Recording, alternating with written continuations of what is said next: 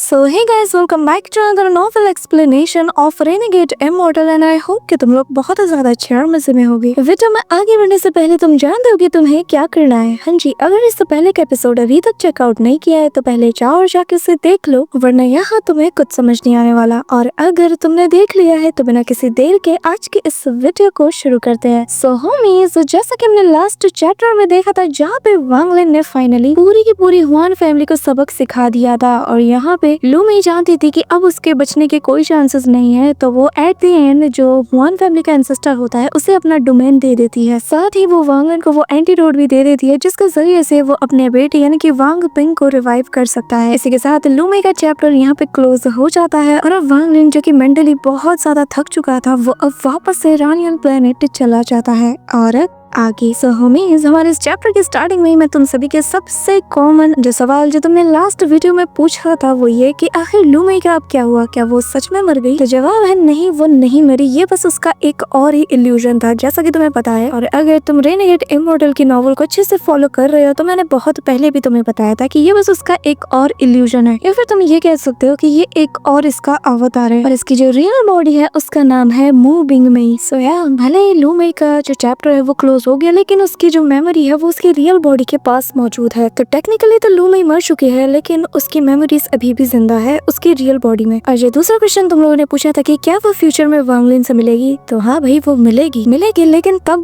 वांग लिन और इसके बीच में एक अलग ही केमिस्ट्री होने वाली है। तो चलो फिर फिलहाल के लिए हमारी मेन स्टोरी पे फोकस करते हैं। सो होमीज, इस चैप्टर के स्टार्टिंग में हम ऑल हेवन स्टार सिस्टम में ग्रीड को देखते हैं जहाँ पर बंदे की बॉडी में ऊपर से लेके नीचे तक रिस्ट्रिक्शंस लगे थे और जिस वजह से वो काफी ज्यादा पेन में था और ये रिस्ट्रिक्शंस एक सर्टेन टाइम के लिए लगे थे, जिसके बाद अगर ये वांग लिन को लेकर ऑल सी के पास नहीं गया तो भाई इसकी बॉडी यहीं पे एक्सप्लोड कर जाएगी। तो वो गुस्से के साथ कहता है कि वांग लिन के बच्चे एक बार तो मेरे हाथ लग जा, फिर मैं तुझे बताता हूँ। के साथ कहानी 6 साल और आगे जाती है और अब हम रानियन प्लेनेट के एक छोटे से गाँव का सीन देखते हैं जहाँ पर एक छोटा सा बच्चा अपने दोस्तों के साथ खेल रहा था और इस बच्चे का नाम है वांग पिंग, जो कि उससे कह रहा था कि तुम्हें पता है जब मैं बीमार था ना तो मेरे फादर मुझे इस माउंटेन के पीक पर मुझे ले जाते थे और तभी तो मैं बिल्कुल ठीक हो गया। क्या तुम्हें लग रहा है कि मैं जरा सा भी बीमार हूँ? यहाँ पे वांग पिंग के सारे दोस्त उसकी बातें सुनकर बहुत ही ज्यादा एक्साइटेड थे कि तभी यहाँ पर अंकल जाओ आ जाते हैं जो कि उसे लेकर वांग लिन के पास जाते हैं। अब यहाँ पे हम देखते हैं कि इन 6 सालों में वांग लिन ने बस वांग पिंग पे ही फोकस किया था। वो एक क्राफ्ट्समैन बन गया था जो कि यहाँ पे एक छोटे से घर में अपने बेटे के साथ रहता था। इसी के साथ यहाँ पे रात हो जाती है और वांग लिन उसे मेडिसिन देता है जिसे लेने से पहले वो कहता है कि फादर ये बहुत ही ज्यादा कड़वा है। अब वांग लिन उससे फिर भी कहता है कि तुम्हें तो ये फिर भी पीना होगा अगर तुम ठीक होना चाहते हो, जिसपे वांग पिंग पी लेता है और फिर वो वांग लिन से कहता है कि फादर एक बात बताइए, आखिर मैं इसे पीना कब बंद करूंगा? वांग लिन बहुत ही जेंटल और धीरे आवाज में कहता है बहुत जल्द। अब यहाँ पे हमें रात का सीन दिखाया जाता है जहाँ पे वांग पिंग तो सो जाता है लेकिन वांग लिन चांद की रोशनी में खिड़की के पास बैठा था और अपने बेटे की तरफ देखकर थोड़ा सा वो उदास हो जाता है। वो जो हेट रेट थी बीते 6 साल में वांग लिन ने इसे बहुत हद तक कम कर दिया था लेकिन पूरी तरीके से अभी ये मिट नहीं पाया था। तब हम देखते हैं कि वांग लिन अपनी थंडर एनर्जी का यूज करके उसके फोरहेड की तरफ पॉइंट करता है। हल्की सी थंडर एनर्जी उसकी बॉडी में जाती है और उसकी बॉडी से ब्लैक स्मोक को बाहर निकालती है और ये चीज वांग लिन हर रात को रिपीट करता था। वांग लिन जानता था कि बीते 6 सालों में वांग लिन ने इसको एक नॉर्मल जिंदगी देने के लिए कितना कुछ किया है और हर रात अगर उसे ऐसे ही ट्रीट ना किया जाए तो वापस से वो एक रिसेंटफुल स्पिरिट बन जाएगा। अब इस रात यहाँ पर सुन ताई भी आता है जो कि अब काफी ज्यादा बूढ़ा हो चुका था और देखने से ही लग रहा था कि इसके पास अब ज्यादा टाइम नहीं बचा और सुन ताई को वांग पिंग से इतना ज्यादा लगाव हो चुका था कि वो उसे अपना अडॉप्टेड ग्रैंडसन डिक्लेयर करता है। यहाँ पर सुन ताई वांग लिन से पूछता है कि एक बात बताओ, आखिर तुम इसके साथ कब तक रहोगे? वांग लिन थोड़ी देर खामोश रहता है और फिर कहता है कि मैं इसे अपने साथ एक रीइंकार्नेशन साइकिल तक रखूंगा। सुनकर सन ताई कहते हैं कि लड़का बहुत ही ज्यादा टैलेंटेड है, अगर तुम इसकी मदद करो तो ये बहुत ही पावरफुल कल्टीवेटर बन सकता है। वांग लिन ये सुनकर कोई जवाब नहीं देता और खुद से सवाल करता है कि कल्टीवेशन, आखिर इस कल्टीवेशन में रखा क्या है? मुझे देखो, मैं तो यहाँ अकेला हूँ, आखिर मुझे इससे हासिल ही क्या हो रहा है? और वो अपने मन में कहता है कि मैं अपने बेटे को वो चीजें एक्सपीरियंस करने नहीं दूंगा जो कि मैं कर रहा हूँ, क्योंकि इस दुनिया में आने से पहले ही उसने बहुत कुछ सहा है जो कि इसके साथ कभी होना नहीं चाहिए था। ऐसे ही करते करते 4 साल और बीत जाते हैं और अब टोटल 10 साल हो चुके हैं और वांग पिंग भी 10 साल का हो चुका है। यहाँ पे सन ताई जिसका घर वांग लिन के बिल्कुल पास में ही था वो भी अब बहुत ज्यादा बूढ़ा हो चुका था। अब एक दिन वांग पिंग उसके पास आता है जो कि काफी ज्यादा अट्रैक्टिंग लग रहा था और लड़कियों में तो ये बहुत ज्यादा फेमस था। वो सन ताई को देखकर कहता है कि ग्रैंडपा,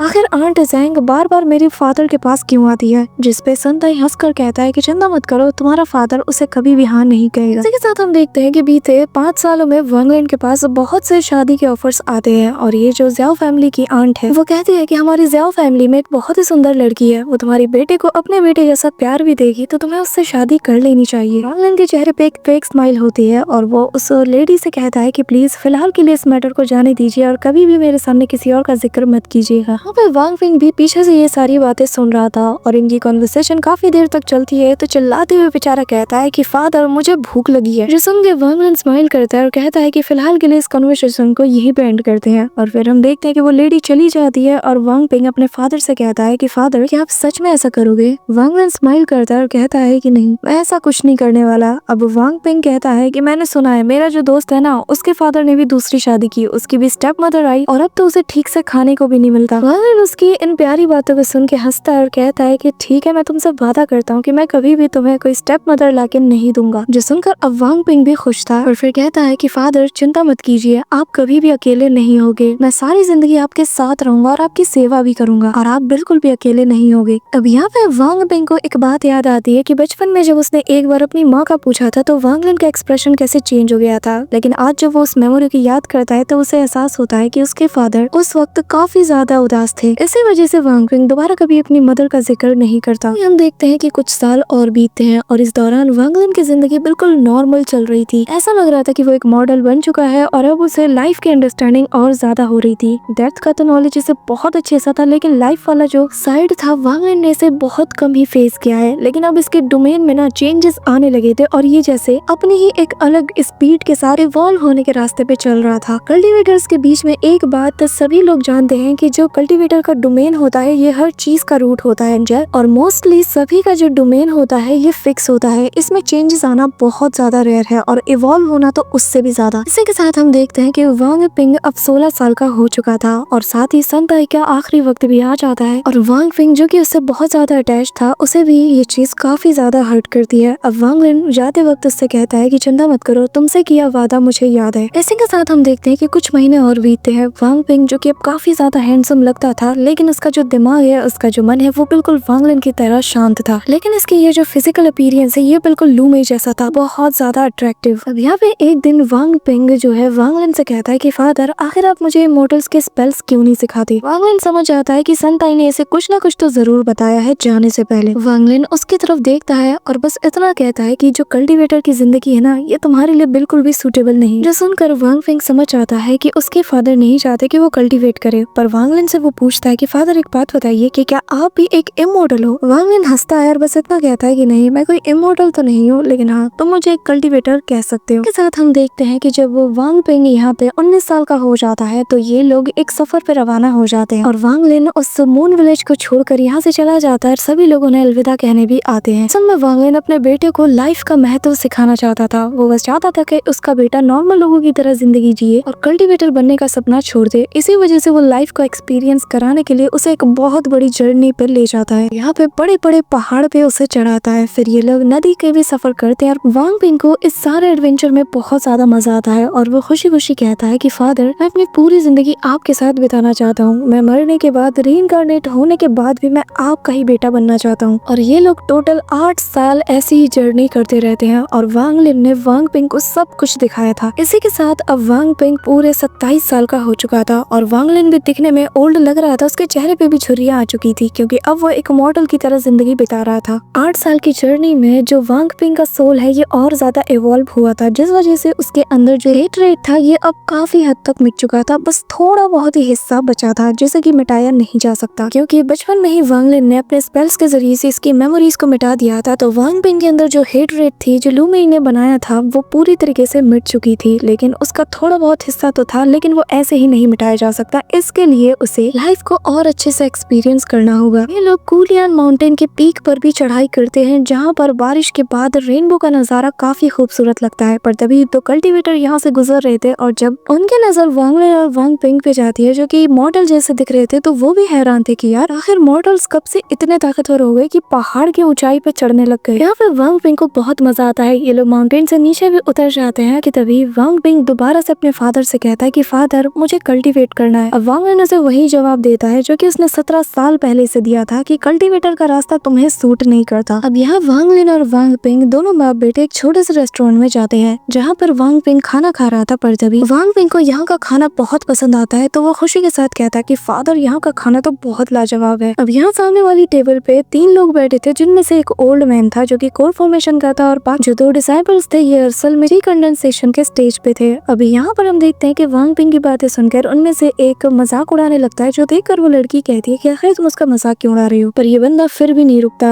अभी यहाँ पे वांग पिंग को ये चीज बुरी लगती है लेकिन वो कोई भी हरकत नहीं करता। ये देखकर वो ओल्ड मैन कहता है कि जरा देखो इन जैसे 2 टके के लोग भी यहाँ इस रेस्टोरेंट में खाने के लिए आ गए हैं। ओल्ड मैन सोच रहा था कि शायद ये बाप बेटे कोई रिएक्ट करेंगे लेकिन वांग लिन कोई जवाब नहीं देता, ना ही वांग पिंग। जो देखकर इसे गुस्सा आता है तो वो अपने चॉपस्टिक को उठा के सीधा वांग पिंग की तरफ अटैक करता है और कहता है कि आज मैं तुम्हें सबक सिखा के रहूंगा। और ये इतनी स्पीड से आती है कि किसी को नजर नहीं आता, लेकिन वांग लिन यहाँ पे बस एक लुक देता है, वो चॉपस्टिक वहीं पे गिर जाती है और उस आदमी की ऐसा लग रहा मानो कि सोल को ही वो डिवोर कर रहा हो बस अपनी नजरों से। जिसके बाद वांग लिन बहुत कोल्ड वे में कहता है कि आखिर तुम्हें किसने इजाजत दी कि तुम मेरे बेटे को कुछ सिखाओगे। वो ये जो दूसरा डिसाइपल था वो कहता है कि आखिर तुम्हारी हिम्मत कैसे, क्या तुम सन फैमिली को प्रोवोक करना चाहते हो। वांग लिन इस बात पे कोई ध्यान नहीं देता क्योंकि वो जानता है कि रानियन प्लेनेट में उसका क्या दबदबा है और उसे इस बच्चे को तो बताने की जरूरत नहीं है कि आखिर वो कौन है। हम एक सुंदर सी लड़की को देखते हैं जिसका नाम किंग यी है जो कि इन्हीं के साथ थी। वो आगे आते हुए कहती है कि सीनियर ये हमारी गलती है कि हमने आपको प्रोवोक किया, इसलिए मैं आपसे माफी चाहती हूँ। अब यहाँ पे किंग यी को देखकर वांग पिंग स्माइल करता है और कहता है कि अच्छा तो तुम्हारा नाम किंग यी है, क्या तुम भी एक कल्टीवेटर हो। जिस पर किंग यी शर्माते हुए हाँ में जवाब देती है। हम उस ओल्ड मैन को देखते हैं जो कि जैसे तैसे खुद को ठीक करता है और समझ जाता है कि ये लोग कोई ऑर्डिनरी पर्सन तो है नहीं, स्पेशली ये बच्चा जिसके जो सोल है उसमें ऐसा लग रहा है कि पूरे वर्ल्ड की पावर समाई हुई है। ये बच्चा बहुत ज्यादा टैलेंटेड है और ऐसा टैलेंट तो कल्टीवेटर्स में भी देखा नहीं जाता। अब यहाँ पे ये लोग कुछ और लोगों को भी बुला लेते हैं जो कि नैन्स एंड सोल के लेट स्टेज पे थे। अब यहाँ पे ये जो बंदा था वो लड़का वो इन दोनों से शिकायत करता है, कहता है कि ये बाप बेटे हमें प्रोवोक कर रहे हैं, हमें यानी कि सन फैमिली। ये दोनों भी यहाँ पर अपने कुछ सील्स बना के वांग लिन पर अटैक करते हैं लेकिन वांग लिन का बस एक ही लुक काफी था इन सभी की रूह कपाने के लिए। ये लोग इमीडिएटली खून की उल्टियां करने लगते हैं और वो भी समझ जाते हैं कि वांग लिन कोई आम कल्टीवेटर तो है नहीं। जिसके साथ ही वांग लिन और वांग पिंग यहाँ से जाने लगते हैं, पर जाते हुए वांग पिंग किंग यी को देखकर स्माइल करता है और फिर वो भी उसे देख के ब्लश करती है। लेकिन जाते हुए वांग लिन कहता है कि ये बस तुम्हारा आखिरी बार था। और वांग लिन की वॉइस इतनी टेरिफाइंग थी कि इनको पता था कि दोबारा अगर इन लोगों ने ऐसी हरकत की तो शायद जान से भी हाथ धो बैठेंगे। अब वांग लिन ने क्योंकि सन फैमिली के एंसेस्टर यानी कि सन शी से वादा किया था कि वो उसके फैमिली को 100 साल तक के लिए प्रोटेक्ट करेगा, इसी वजह से वांग लिन फिलहाल इनको कुछ नहीं करता क्योंकि वो जानता है कि ये लोग उसकी नजर भर के भी नहीं। अब यहाँ पे जो वांग पिंग है वो अपने फादर से कहता है कि वैसे वो लड़की जिसका नाम किंग यी है वो बुरी नहीं है। वांग लिन समझ जाता है कि उसका बेटा उसमें इंटरेस्टेड है। इसी के साथ ये लोग यहाँ पे एक बहुत बड़े से घर को खरीदते हैं और वांग लिन यहाँ पे अपना नाम भी लिख देता है यानी कि वांग मेंशन। इसी के साथ हमें सन फैमिली के हेडक्वार्टर का सीन दिखाया जाता है। तो इनका जो हेड था वो कहने लगता है कि क्या उस लड़के ने सच में तुमसे ये कहा कि ये बस आखिरी बार था, अब लोगों में इतना दम आ गया है कि वो हमारी सन फैमिली को प्रोवोक करे। कि तभी दूसरा बंदा कहने लगता है कि हाँ हमें उसे जाके सबक सिखाना चाहिए। वैसे भी इस वक्त हमारे सन फैमिली के एंसेस्टर जो कि सोल ट्रांसफॉर्मेशन स्टेज पे है वो उसे अच्छा सबक सिखाएंगे। साथ ही हमारे पास उस एंसेस्टर का भी तो सपोर्ट है जो कि हमें 100 सालों के लिए प्रोटेक्ट करने वाले हैं। अब इनका पूरा प्लान बन चुका था और ये लोग वांग लिन के घर की तरफ बढ़ना शुरू कर देते हैं। इसके बाद हम वांग लिन और वांग पिंग को देखते हैं जहाँ पर वांग लिन अपने बेटे से कहता है कि मैंने तुम्हें 19 साल एक आम लोगों की जिंदगी दी है, 8 साल तुमने मेरे साथ एडवेंचर किया और आने वाले 30 साल मैं तुम्हें वेल्थ के दूंगा, यानी कि तुम्हारे पास दौलत भी होगी और ताकत भी। जिस पे वांग पिंग कहता है कि तो इसका मतलब ये है कि आप मुझे कल्टीवेट करने नहीं दोगे। जिस पे वांग लिन हाँ में जवाब देता है और विंडो के साइड अपने चेहरे को मोड़ता है। और इस वक्त वांग लिन के चेहरे पे इतनी ज्यादा उदासी थी कि जिसे शब्दों में बयां करना मुश्किल होगा। और वांग लिन अपने मन में कहता है कि वांग पिंग ऐसा नहीं है कि मैं तुम्हें कल्टीवेट कराना नहीं चाहता, ये बस तुम नहीं कर सकते। इसी के साथ उसके अंदर ये जो सैडनेस है ये और ज्यादा बढ़ जाती है। जिसके साथ ही वांग पिंग वांग लिन से कहता है कि ठीक है फिर मैं इस दुनिया का सुप्रीम रूलर बनना चाहता हूँ। जिस पर वांग लिन कहता है कि ठीक है मैं इसमें तुम्हारी मदद करूंगा। इस पर वांग पिंग कहता है कि नहीं मैं खुद ही इस चीज को अचीव करना चाहता हूँ, ना कि आप बस मेरे हवाले ये कर दो। कर वांग लिन यहाँ पे अपने हाथ को लहराता है और एक शैडो जैसी चीज बाहर निकल के वांग पिंग के पास जाके खड़ी हो जाती है। वांग लिन कहता है कि तुम इसके जरिए से जो कुछ चाहो वो अचीव कर सकते हो, जो मर्जी चाहो वो कर सकते हो। वांग लिन यहाँ से चला जाता है और वांग पिंग अपने मन में कहता है कि फादर, अगर आप मुझे सब कुछ करने दे रहे हो तो कल्टीवेट करने क्यों नहीं देते। मैं इसलिए कल्टीवेट नहीं करना चाहता क्योंकि मुझे इसका शौक है, बल्कि इसलिए क्योंकि मैंने आपसे वादा किया था कि मैं हमेशा आपके साथ रहूंगा। अब यहाँ पे हम वांग लिन को देखते हैं जो कि अपने मन में अजीब ही उदासी लिए बैठा था और वो अपने मन में कहता है कि एक वक्त आएगा वांग पिंग जब तुम समझ जाओगे कि क्यों मैं तुम्हें मना कर रहा था, पर उम्मीद करता हूँ कि वो दिन तुम्हारी जिंदगी में कभी ना आए। साथ हम देखते हैं कि सन फैमिली का जो करंट का हेड था यानी कि सन कीमिंग, वो यहाँ पे अपने लोगों के साथ आ जाता है और वांग लिन के मेंशन के बाहर खड़ा था और वो वांग लिन के ऑरा को फील करती समझ रहा था कि यहाँ पर बहुत ही खतरनाक बंदा है। फिर इसकी नजर उस मेंशन के बोर्ड पे जाती है, यहाँ पे लिखा था वांग मेंशन। वो वापस से उसी लड़के की तरफ देखता है जिसने कि इन सभी को यहाँ पर इकट्ठा किया था और कहता है कि तुम्हें याद रखना चाहिए कि तुम सन फैमिली के यंग जनरेशन से बिलोंग करते हो, तो अगर कुछ भी गड़बड़ होती है तो तुम्हें इसकी जिम्मेदारी लेनी पड़ेगी क्योंकि तुमने एक छोटे से मैटर के लिए यहाँ पर मुझे बुलाया है। इस पर ये जो लड़का था ये कहता है कि ग्रैंडपा, आपको फिक्र करने की जरूरत नहीं है क्योंकि हमारे साथ तो उस एंसेस्टर का भी हाथ है ना जो कि हमें 100 साल के लिए प्रोटेक्ट करने वाला है। अब सन कीमिंग आगे आकर रिस्पेक्ट के साथ कहता है कि मैं सन फैमिली का हेड सन कीमिंग फेलो कल्टीवेटर को ग्रीट करता हूँ। तभी एक ओल्ड मैन बाहर आता है और कहता है कि मास्टर, आप लोगों से मिलना नहीं चाहते तो आप यहाँ से जा सकते हैं। सुन के सन फैमिली का एक जो बंदा था उससे गुस्सा आता है और वो कहता है कि देखा, इसकी अकड़ देखो, ये अपने नौकर को भेज रहा है और कह रहा है कि हमसे मिलना नहीं चाहता। लेकिन सन कीमिंग जिसने की वांग मेंशन का नाम पढ़ लिया था वो समझ जाता है कि यहाँ पे कोई ऑर्डिनरी पर्सन तो होगा नहीं जो हमसे ऐसे बात करे, ये जानते हुए भी कि हम सन फैमिली के मेन ब्रांच से बिलोंग करते हैं। और वो उस दूसरे बंदे को रोकना चाहता था लेकिन एक पावरफुल ऑरा रिलीज होती है और ये बंदा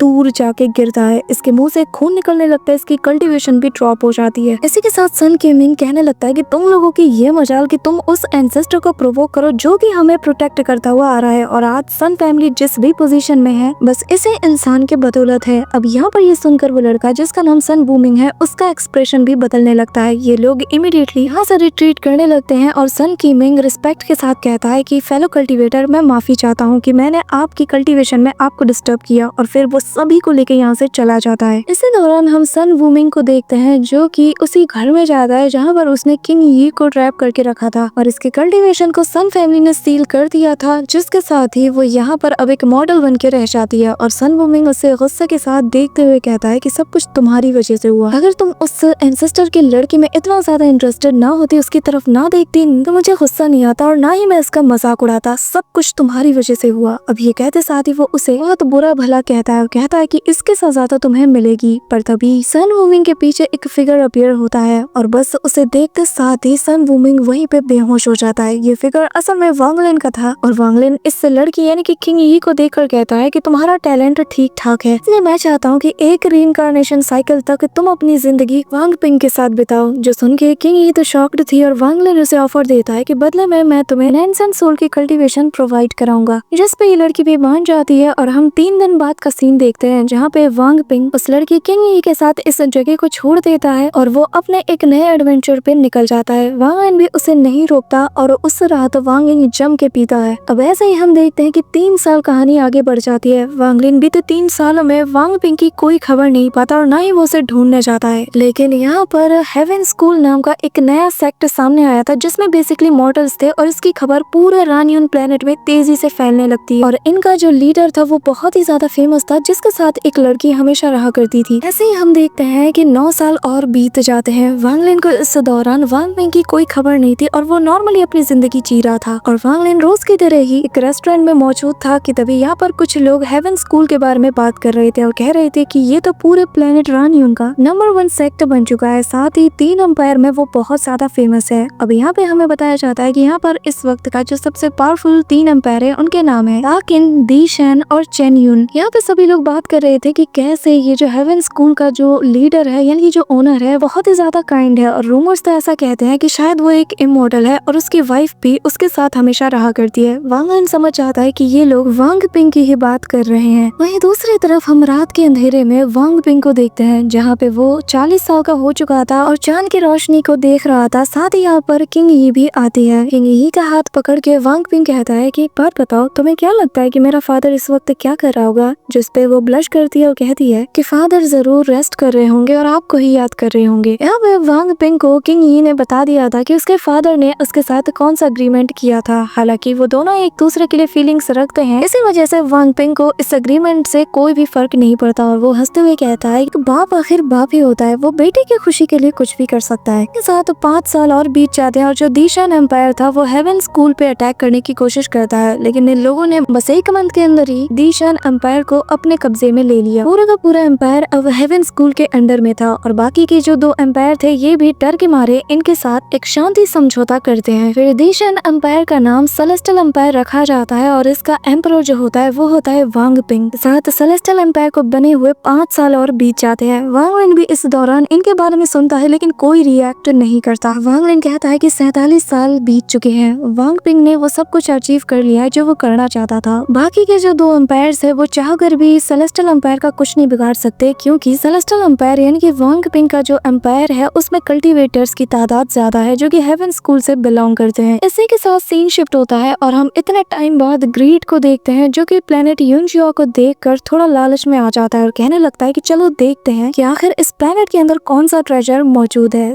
सो होमीज नेक्स्ट वीडियो के लिए लाइक एम रखते हैं 3 के लाइक्स और 500 कमेंट्स, और जितनी जल्दी तुम ये टारगेट पूरा कर दोगे उतनी ही जल्दी तुम्हें नेक्स्ट डे वीडियो देखने को मिलेगी। So that's it for today guys. I hope कि तुम सबको आज की ये वीडियो काफी ज्यादा पसंद आई होगी। अगर हाँ तो वीडियो को लाइक करना, चैनल पे नए हो तो सब्सक्राइब करना। तो मिलते हैं नेक्स्ट वीडियो में, तब तक के लिए बाय।